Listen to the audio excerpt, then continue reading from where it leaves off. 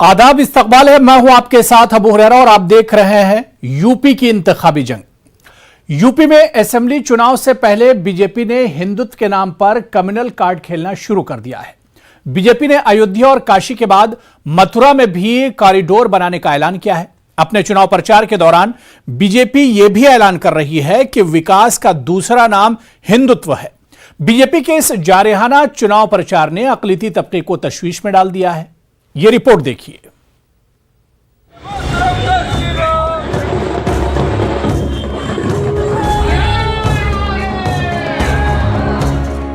UP में assembly चुनाव की तारीखों का ऐलान गर्चे अभी तक नहीं हुआ है, ताहम बीजेपी ने पूरी रियासत में चुनाव का माहौल गर्म कर दिया है। पीएम मोदी के बनारस दौरे के बाद बीजेपी के सीनियर लीडरान ने रियासत में चुनाव प्रचार की कमान संभाल ली है। योगी हुकूमत के तर्जुमान सिद्धार्थ नाथ सिंह तिरंगा यात्रा के बहाने मथुरा कॉरिडोर और हिंदुत्व का एजेंडा खुलकर बयान कर रहे हैं। राम कॉरिडोर बन रहा है, श्री राम जी का अयोध्या में बन रहा है। वैसे ही काशी में जो है श्री काशी विश्वनाथ कॉरिडोर का निर्माण हो गया है, उसका लोकार्पण भी हो गया है। विंध्याचल में हो रहा है देवी का, और इसी प्रकार से मथुरा में भी श्री कृष्ण कॉरिडोर की तैयारी शुरू हो गई है। देश क्या है, हर घर में महादेव हो, इसमें किसी को आपत्ति नहीं होनी चाहिए।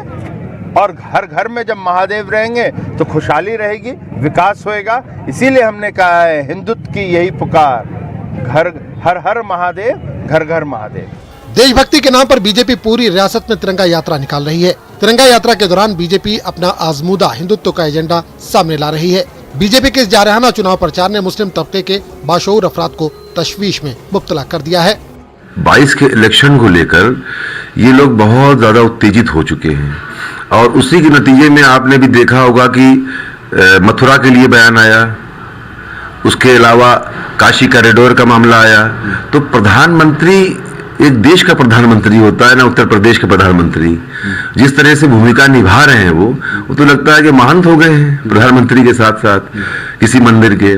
तो ये एक सांप्रदायिकता फैलाने का इन लोगों ने मुहिम शुरू जो करी है, वो उसका सीधा साधा मामला इतना सा है कि उत्तर प्रदेश का चुनाव किसी भी तरीके से हम जीतें, और उनको कम्युनलाइज करना है तभी जीत पाएंगे। देश में नफरत को बढ़ावे देने में भारतीय जनता पार्टी पूरी तरीके से आगे है, और खासकर प्रदेश को एक बड़ी आग में जलाने की साजिश है, क्योंकि नफरत बढ़ेगी।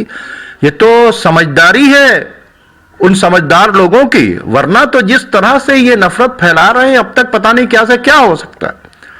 लेकिन लोग भी समझदार हैं, समझ गए हैं, और इनका खेल चलने नहीं पाएगा। हाँ, ये अपने 2024 की जो इनकी तैयारी है, क्योंकि 2024 का रास्ता जाता है 2022 से, और इनके पास कुछ नहीं है, तो इसलिए ये नफरत को बड़ी तेजी से फैला सकते हैं। तिरंगा यात्रा के दौरान बीजेपी कारकुनान इश्तियाल अंगेज नारों का भी इस्तेमाल कर रहे हैं। बीजेपी का कहना है कि अयोध्या में राम मंदिर की तामीर और बनारस में काशी विश्वनाथ कॉरिडोर और अब मथुरा की बारी है। पार्टी की इस तेवर ने यूपी चुनाव में बीजेपी का एजेंडा तय कर दिया है, यानी बीजेपी ने यूपी का चुनाव हिंदुत्व और मथुरा के नाम पर लड़ने की तैयारी पूरी कर ली है। न्यूज़ 18 उर्दू के लिए इलाहाबाद से मुश्ताक आमिर की रिपोर्ट। तो वहीं यूपी असेंबली चुनाव में समाजवादी पार्टी और बीजेपी के दरमियान जबानी जंग तमाम हदें पार करती जा रही है। जहां एक तरफ अखिलेश यादव इंतखाबी रैलियों में बीजेपी के तरक्याती कामों के दावे को झूठा करार दे रहे हैं, तो वहीं अब बीजेपी ने पलटवार करते हुए समाजवादी पार्टी को क्रेडिट चोर पार्टी का खिताब दे डाला है। इलाहाबाद में मुनक्किदा एक तकरीब में शिरकत करने के बाद बीजेपी के सीनियर लीडर और योगी हुकूमत के तर्जुमान सिद्धार्थ नाथ सिंह ने मीडिया से बात करते हुए कहा कि बीजेपी के तरक्याती कामों का क्रेडिट समाजवादी पार्टी लेने की कोशिश कर रही है। उन्होंने कहा कि समाजवादी पार्टी अपनी हरकतों से क्रेडिट चोर पार्टी बन गई है। जब हम लोग काम कर रहे थे, पूर्वांचल एक्सप्रेसवे किया, जेवर एयरपोर्ट किया, तो उन्होंने कहा ये तो हमारी है, हमने चोरी करी। अब समाजवादी पार्टी की दुविधा ये है, समाजवादी जो है वो क्रेडिट चोर पार्टी बन गई है, और इसलिए जो कार्य करो उनको लगता है हमने किया। अब इसी तरह जब धार्मिक जो उनको लगता है हम सांस्कृतिक कार्य कर रहे हैं, धर्म तो है ही है मगर सांस्कृतिक कार्य कर रहे हैं, जो एक चीज बहुत पहले हो जानी चाहिए, कहीं काशी विश्वनाथ का कॉरिडोर तैयार हो रहा है तो बहुत पर्यटकों को भी बहुत सुविधा मिलनी है, श्रद्धालुओं को भी बहुत सुविधा मिलनी है, मगर उस दृष्टि से आप देख नहीं पा रहे हो क्योंकि आपकी हवा अब निकल गई है। और इसीलिए पूरी की पूरी जो पार्टी समाजवादी पार्टी है वो क्रेडिट चोर पार्टी बन गई है। उत्तर प्रदेश में असेंबली इंतखाबात के हवाले से प्रियंका गांधी ने लड़की हूं, लड़ सकती हूं का नारा दिया और इसके बाद खवातीन के लिए इंतखाबी मंशूर जारी किया। अब दूसरी सियासी जमातें प्रियंका के वादे पर सवाल उठा रही हैं। इनका कहना है कि जहां कांग्रेस की हुकूमत है वहां पहले इन ऐलानात को नाफिज करना यह सब इंतखाबी जुमला है। समाजवादी पार्टी के लीडर इरफान सोलंकी ने कहा कि अगर यूपी में 40% खवातीन के लिए रिजर्वेशन की बात कही जा रही है तो लोकसभा के इंतखाबात के लिए भी कांग्रेस को ऐलान कर देना चाहिए। देखिए, उत्तर प्रदेश में कांग्रेस का अस्तित्व नहीं बचा।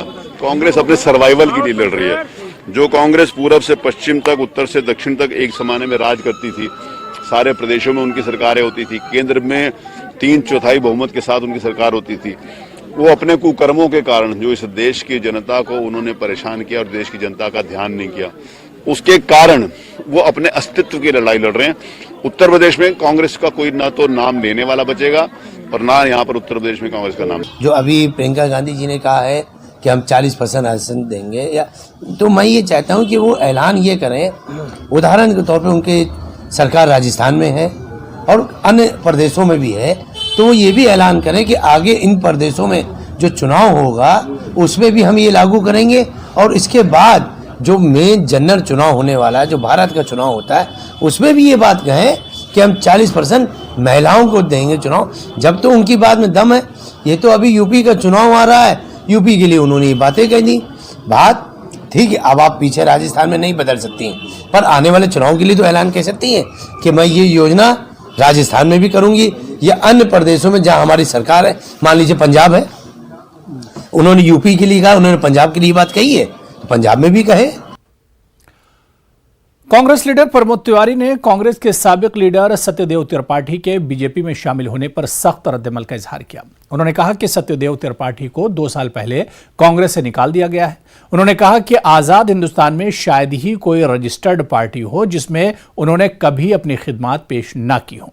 बीजेपी में शामिल होने पर तंज करते हुए उन्होंने कहा कि अब सिर्फ भगवान ही बीजेपी की हिफाजत करे। सत्यदेव त्रिपाठी जी, शायद ही भारतवर्ष में कोई रजिस्टर्ड पार्टी ऐसी हो जिसमें उन्होंने अपनी सेवाएं कभी न कभी न दी हों।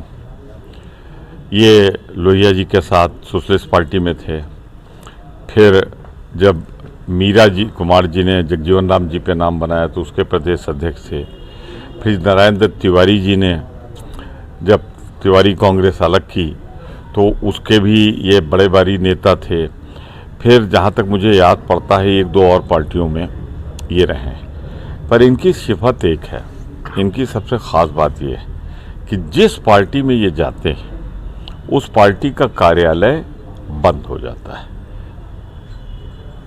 अब भगवान रक्षा करे भारतीय जनता पार्टी की, आसार तो वही नज़र आ रहे हैं। अब सत्यदेव जी पहुंच गए हैं, कुंडली पूरी हो गई है।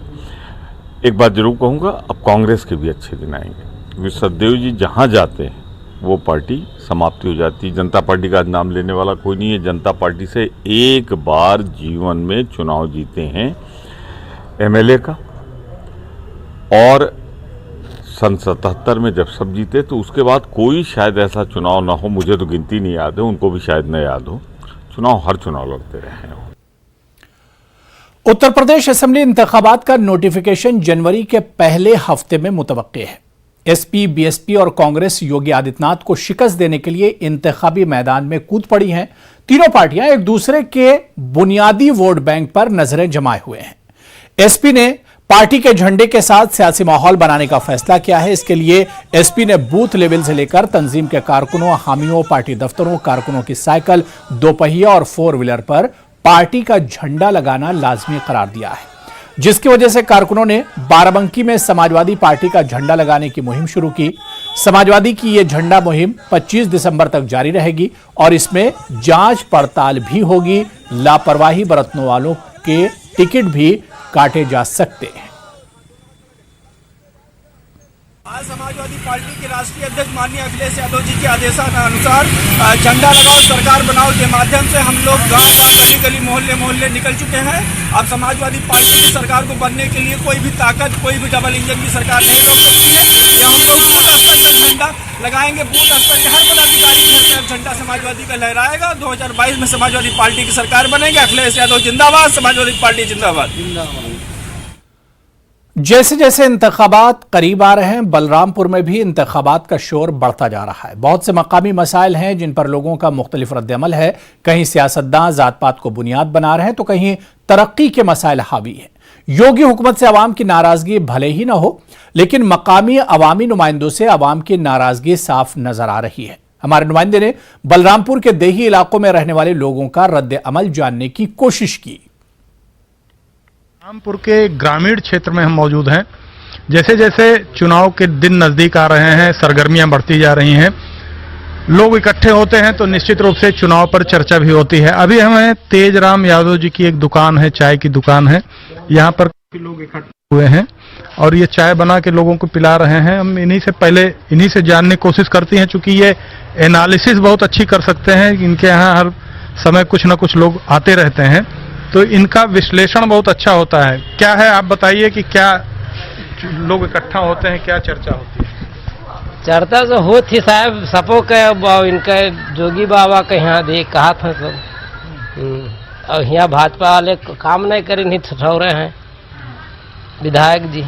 या थोड़े रास्ता है, आप निकल जाओ, फिर कोई काम नहीं कहीं नहीं। जैसे सरकार 5 साल रही तो कुछ संतुष्टि है कि नहीं है? कमान संतुष्टि, बहला सब गाय भैंस सब चरे लेते हैं, सब धान घर में कोई बैठे के रहता ही नहीं है। इस समय मूड ये बन रहा है जनता का कि अखिलेश की तुलना में 30% ये है, वो 100 के 100% है अखिलेश जी। क्योंकि उन्होंने जमीनी कार्य जो किया है, वो जमीनी कार्य एम्बुलेंस है, 100 नंबर है और समाजवादी पेंशन है, ठीक है। और ये हमारे ललिया मार्ग का, बलरामपुर से टू ललिया मार्ग का जो है पुल जो है, उन्होंने उद्घाटन किया, उन्होंने बनवाया। लेकिन इसको शिलान्यास तो इसका कल्याण सिंह ने किया था, ये पूरी जनता जानती है। तो वो तो अखिलेश भैया का काम का फीता काटना भाजपा का ही है। अरे ठीक काम नहीं कर रहा था, नहीं करते हम लोग, कहा बताइए कोई गलत काम कर रहा था। आप बताइए, जैसे पुल का लेके एक मुद्दा है और जानवर का मुद्दा है, तो यही पे चुनाव पे वोट पड़ेगा क्या? कुछ नहीं पता है भैया जनता मोड़। विकास का भी कुछ आपके यहाँ चला तो बस कुछ नहीं हमारे यहाँ। हाँ, भाजपा सरकार तो कैलाश जी हैं, कौन 2.5 मीटर के रहा 2 मीटर करा दी। हाँ, तो एक लेकिन नाराजगी कैसे है, इस विधायक से है कि सरकार से है? नहीं, सरकार से कौन लोग विधायक ऐसा माननी कहीं आकर विधायक कुछ नहीं की। अरे सरकार देखो, जनता जका चाहे तका जिताई। जनता को कुछ मूड पता चल रहा है? जनता का तो मूड भाई बीजेपी पर और सपा पर, दोनों पर है। तो इस बार का मूड है, आप तो युवा हैं, क्या सोच रहे हैं? जाति के आधार पे होगा चुनाव, के विकास के आधार पे होगा, किस तरीके से होगा? सर विकास पे हम लोग जाते हैं, जात पे नहीं जाते हैं। जात से हमें कोई लेना देना नहीं है, हमें विकास चाहिए सर। जब इधर क्या नाम पानी बरसात होने लगती है तब गाड़ी यहाँ रोड पे खड़ा करके जाते हैं हम लोग, तब अपने घर जाते हैं पैदल। बरखा में निकास नहीं है, गाड़ी यहाँ छोड़ के जाएंगे सड़क पे खड़ी करके, उसके बाद में हम लोग पैदल घर जाएंगे। और यहाँ पर 1-2 लोग और बैठे हुए हैं, ये बताइएगा सरकार का क्या आपकी रोल रहेगा, जनता का क्या मूड है? जनता का जो मोड़ है वो ठीक है एक हिसाब से, मगर एक हिसाब से सबको भी जानना चाहिए, पहचानना चाहिए कौन हालत पे है, कौन हालत पे नहीं है। हाँ, अब यहाँ पे देहाती इलाका है, यहाँ पे तो पानी का बहुत दिक्कत होता रहता है। हाँ, बरसात में तो हमेशा। जैसे सरकार जो बनी थी 5 साल, आपने देखा वो सरकार आ रही है कि जा रही है, कुछ क्या लग रहा है? तो सरकार जो दे रहे हैं और दिखा रहे हैं, जो बनवा रहे हैं, वो कुछ तो दिखाई दे रहा है और कुछ नहीं दिखाई दे रहा है। यहाँ तमाम लोग ऐसे थे, एक छोटी सी बाजार है यहाँ पर, तमाम लोगों ने अपनी प्रतिक्रियाएं दी। जाति और धर्म तो एक अलग बात है, लेकिन विकास एक बड़ा मुद्दा होगा। और आने वाले चुनाव में, चूंकि यह बाढ़ प्रभावित इलाका है, यहाँ बाढ़ की वजह से तमाम समस्याएं लोगों के सामने हैं। सड़क नहीं है, बिजली की भी समस्या हो जाती है, और सबसे बड़ी समस्या है वो छुट्टा जानवरों की है, जिस पर लेकर के जो पब्लिक का मूड है वो अभी दोनों तरफ है कि सरकार परिवर्तित हो रही है या सरकार वही बनी रहेगी। अभी स्पष्ट बातें समझ में नहीं आ रही हैं, लेकिन जाति और मजहब से परे हटकर अगर यह विकास के नाम पर चुनाव हो रहा है तो सरकार की एक बड़ी उपलब्धि है। सर्वेश कुमार सिंह, न्यूज़ 18, बलरामपुर। यूपी के काबीना वजीर नंद गोपाल नंदी ने अलीगढ़ आमद पर मीडिया से बात करते हुए समाजवादी पार्टी के सरबराह अखिलेश यादव पर निशाना साधा और कहा कि मुलायम सिंह ने अखिलेश को टीपू सुल्तान बना दिया, यूपी का तख्त सौंप दिया और उन्होंने पूरे 5 साल लैपटॉप पर वीडियो गेम्स में गुजारे। मुस्लिम वोट लेने के लिए उल्टा सीधा बयान देते हैं, कभी जिन्नाह को एक आइडियल बताते हैं। नंदगोपाल नंदी ने कहा कि एसपी और बीएसपी ने 15 साल से मुसलमानों को डरा धमकाकर वोट लिया है।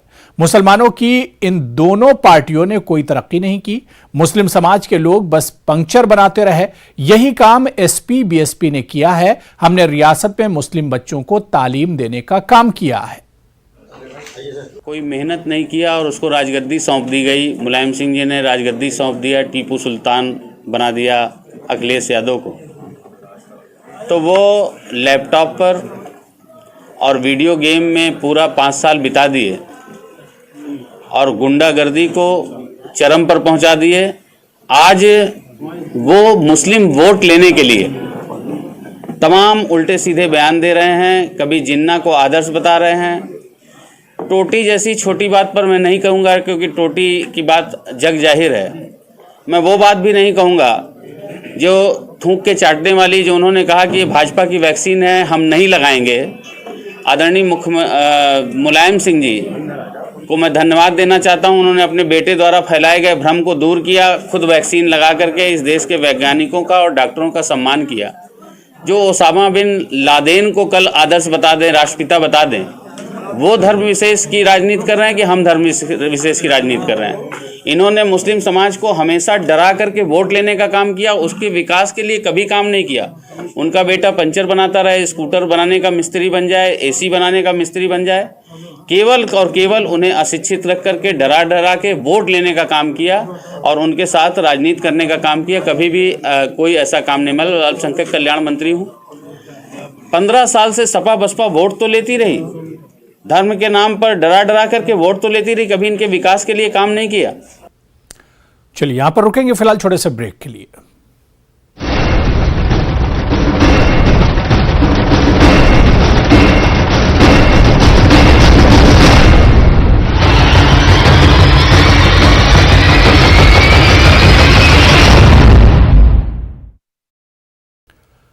तो इंतखाबी जंग में एक बार फिर आपका इस्तकबाल है। यूपी और दिल्ली के गाजीपुर बॉर्डर पर किसानों के धरने के साथ ही मेरठ के सोया टोल प्लाजा पर गुज़िश्ता 10 माह पहले शुरू हुआ किसानों का एहतजाजी धरना भारतीय किसान यूनियन के कौमी तर्जुमान राकेश टिकैत के पहुंचने के साथ ही खत्म हो गया। मेरठ के सोया टोल प्लाजा पहुंचे राकेश टिकैत का किसानों और बीकेयू कारकुनान ने जबरदस्त इस्तकबाल किया। राकेश टिकैत ने मीडिया के सवालों का जवाब देते हुए धरना खत्म करके घर वापसी पर खुशी का इजहार किया।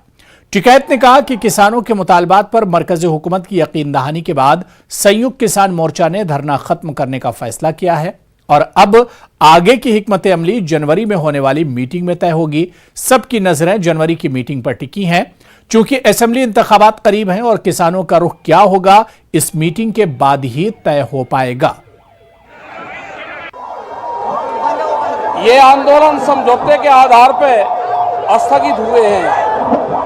अगली जो मीटिंग होगी एसकेएम की वो 15 जनवरी को दिल्ली में है। उसमें करीब 40 लोग उसमें इकट्ठे होंगे, 40-50 लोग।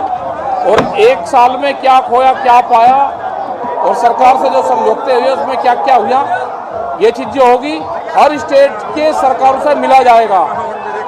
वो चाहे हाँ, घर तो घर ही है भाई, घर तो ठीक ही लगे सबको, घर तो सबको ठीक लगे।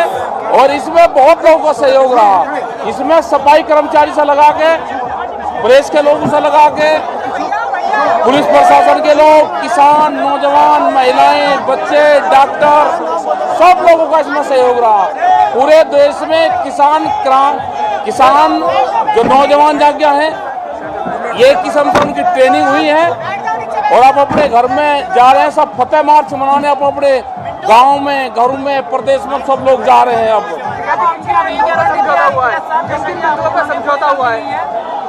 समझौते तो ये है कि जो कानून है वे वापसी लिए उन्होंने, 3 काले कानून, MSP पे एक कमेटी बनाई है, वो कमेटी बनकर अपना काम शुरू करेगी। दूसरा ये हो जाए कि जो केस दर्ज थे वे वापसी होंगे पूर्ण रूप से। जिन 750 किसानों की शहादत हुई है उनको कंपनसेशन देने का काम करेंगे। राष्ट्रीय स्वयंसेवक संघ के सीनियर रुकन डॉक्टर इंद्रेश कुमार ने MIM के सरबराह असदुद्दीन ओवैसी पर बड़ा हमला किया है। इंद्रेश कुमार इटावा क्लब सूफी संत मलंग समाज के प्रोग्राम में शिरकत करने पहुंचे थे। उन्होंने कहा कि ओवैसी का हैदराबाद से बाहर कोई वजूद नहीं है, लेकिन वो यूपी में ताकतवर बनने की कोशिश कर रहे हैं। उन्होंने कहा कि ओवैसी पहले हैदराबाद में हुकूमत बनाए, यूपी तो दूर की बात है। हैदराबाद में बना ले, उत्तर प्रदेश वालों को भूखे गाय करता है।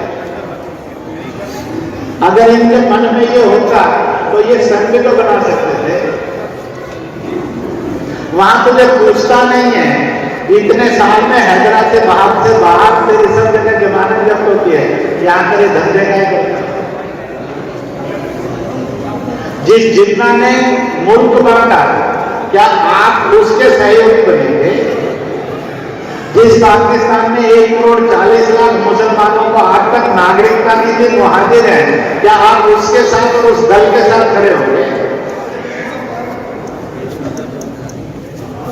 और इसलिए ऐसे सब सवालों में जो गरीब है, दुखी है, पीड़ित है, कमजोर है, असहाय है, अनपढ़ है, निर्बल है,